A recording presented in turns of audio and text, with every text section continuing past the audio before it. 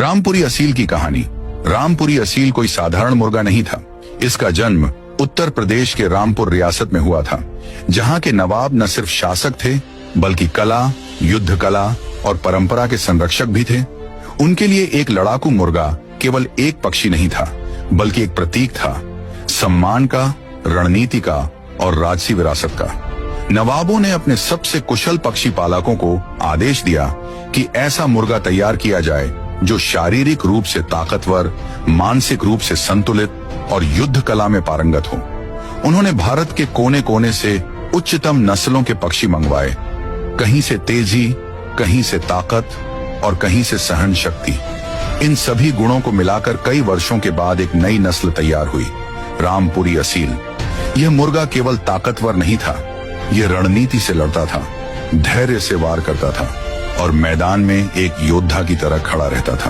पुराने रामपुरी असील की पहचान कुछ विशेष शारीरिक गुणों से होती थी, जो केवल शुद्ध रक्त वाली नस्लों में ही पाए जाते थे।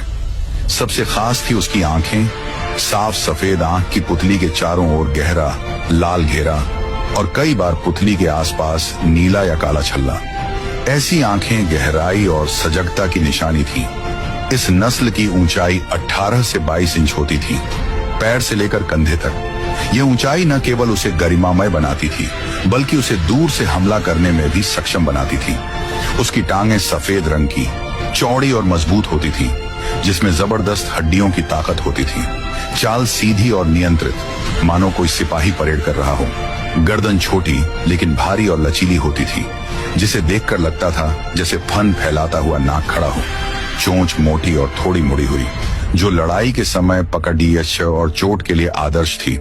कंघी कोम्ब बहुत छोटी और कठोर होती थी, जो चोट से बचाव में मदद करती थी।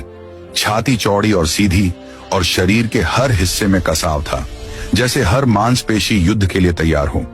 रामपुरी असील केवल एक लड़ाका नहीं था, वह एक रणनीतिक योद्धा था, जो सोचकर वार करता था और मुकाबले के बीच में रणनीति बदल सकता था। कई दशकों तक रामपुरी असील उत्तर प्रदेश के चुनिंदा पक्षी पालकों के पास सुरक्षित रहा, लेकिन समय बदला। जो परंपरा पहले सम्मान और विरासत पर आधारित थी, वह धीरे धीरे जुए, लालच और प्रतिस्पर्धा में बदल गई। लोगों ने तेज जीत के लिए इस शुद्ध नस्ल को हल्के और कमजोर नस्लों से क्रॉस ब्रीड करना शुरू कर दिया। इससे पक्षी की असली पहचान और ताकत खोने लगी। कई फैंसियर पालक अपने निजी झगड़ों और ईर्ष्या में इस नस्ल की पवित्रता को भूल गए। नकली नामों से पक्षियों को बेचना शुरू किया गया। पैसे के लिए लोगों ने रामपुरी असील के नाम का दुरुपयोग किया।